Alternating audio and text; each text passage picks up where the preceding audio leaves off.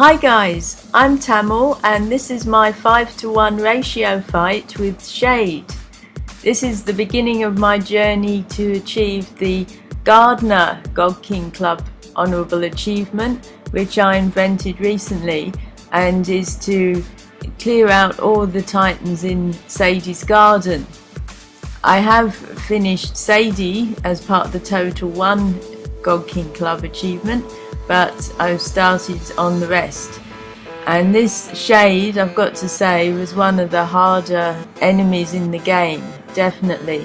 I thought Xylotto was hard, and I think he is still harder than Shade, but this Shade really was tricky and took me quite a few goes to get him. It's his legs, that's where he's a problem. The leg kicks, which are quite random. It's not so much the step backs. Once you've learnt them, they're pretty okay to avoid. But those random leg kicks like you just did there, the sideways one, are really hard to keep it up for the 10 minutes and keep avoiding them. And there's another type of leg kick he does where he spins through the air, and he also does a front leg kick, and so they need different movements. Like the front one, you've got to left or right dodge it, like the wreath kick, but the sideways one, you've got to either duck or left dodge it, and the spinning one you need to duck.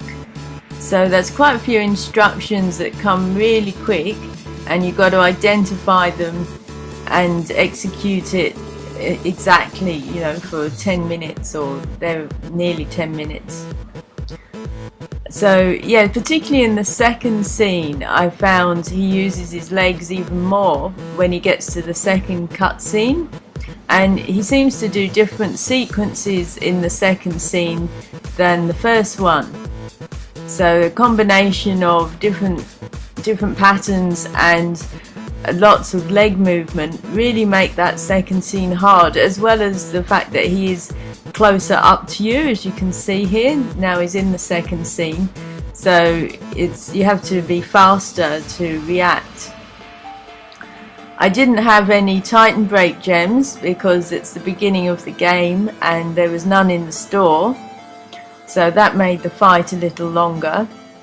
And I decided to wear the gem armor because it's cheap and I just started the game, and so I parried quite a lot to avoid dodge exhaustion. I did have a ring that had heal, but I didn't need to use it, so it is possible with the gem armor. I did use my super as much as I could because I had, as I say, quite a few tries at him. So by the end, I just wanted to cut him down in any way I could. So I used the super, and also tried to get as many perfect parries as I could, so that I'd get more hits in my attack window. And that made up for the lack of having a Titan Break gem, was to get as many perfect parries as possible.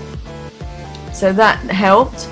And also I found I really worked on which fingers to use for what movement.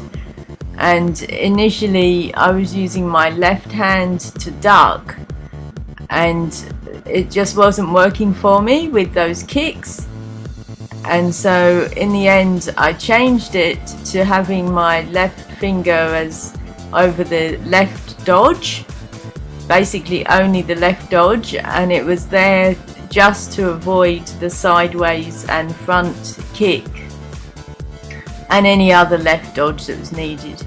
And the rest I did with my right finger, and so because I use an iPad, and so that finger setup actually worked for me, and that's how I was able to get through it.